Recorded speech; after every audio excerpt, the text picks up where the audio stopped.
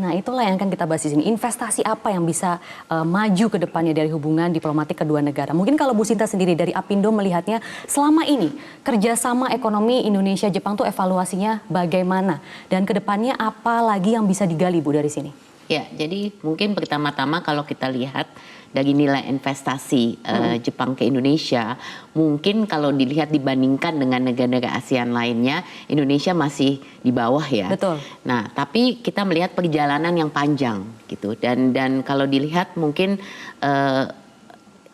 hubungan Indonesia-Jepang ini tidak hanya sekedar Jepang berinvestasi di Indonesia, tapi punya satu hubungan persahabatan yang cukup baik ya. Jadi maksudnya kalau dilihat tidak hanya dari segi ekonomi, tapi juga dari segi politik, budaya dan lain-lain, sosial itu semua tercakup gitu. Yeah. Dan mungkin kalau kita lihat Jepang itu mungkin dua hal utama. Pertama, kita melihat juga tidak hanya dari investasi, tapi kita juga melihat bahwa tadi aspek transfer of technology yang tadi disampaikan Pak Lutfi. Jadi capacity building yang diberikan oleh Jepang ke Indonesia. Saya rasa itu harus jadi perhatian juga karena kita sudah punya 3 perjanjian dengan Jepang ya. Pertama dengan IJPA, jadi Indonesia Japan Economic Partnership Agreement. Actually itu yang pertama loh.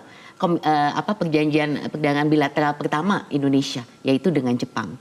Kemudian ada ASEAN JPA dan kemudian ada RCEP. Jadi dari segi kita melihat perjanjian yang berhubungan secara bilateral ini juga sudah signifikan.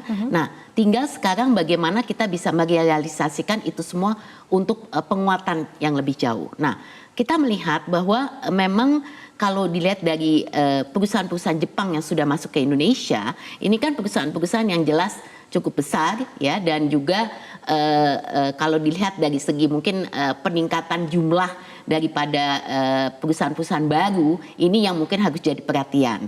Nah, sektor-sektor yang menjadi juga pusat perhatian daripada Jepang untuk Indonesia, ini kita juga lihat bahwa masuk ke dalam aspek yang berhubungan dengan let's say infrastruktur, kemudian yang hubungan dengan kita sekarang lihat banyak ke tersier juga ya, ke utility, power dan lain-lain, tapi juga masuk ke dalam aspek yang namanya advanced manufacturing. Itu kan sesuatu yang memang Jepang otomotif udah nggak usah dibilang deh, itu udah paling besar, paksa paling besar Indonesia itu kan dipegang oleh Jepang gitu. Jadi otomotif ya itu udah nomor satunya.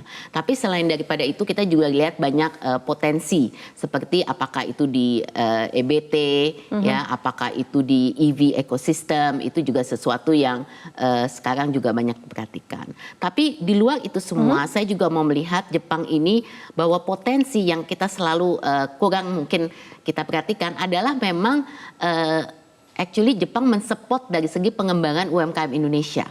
Jadi sekarang kita banyak sekali dari segi perdagangan juga Jepang membantu bagaimana bisa UMKM Indonesia juga goes export. Dan JETRO ini salah satu institusi yang paling mensupport salah satunya untuk bisa pengembangan UMKM begitu ya Bu Sinta ya. Mungkin jadi kita selain bisa daripada yang besar kita juga mesti lihat dari aspek yang UMKM. Jadi potensi kerjasama dengan Jepang ini sangat besar. Sebenarnya sangat besar, tapi penyebabnya kenapa nih kita masih belum menjadi negara di Asia pertama yang dilirik oleh Jepang? Malah sekarang Jepang ini lebih melirik Vietnam. Mungkin Pak Peter nanti bisa menjawabnya, tapi harus ditahan terlebih dahulu Pak Peter karena kita harus jeda terlebih dahulu. Pemirsa jangan kemana-mana, tetaplah di Economic Challenges.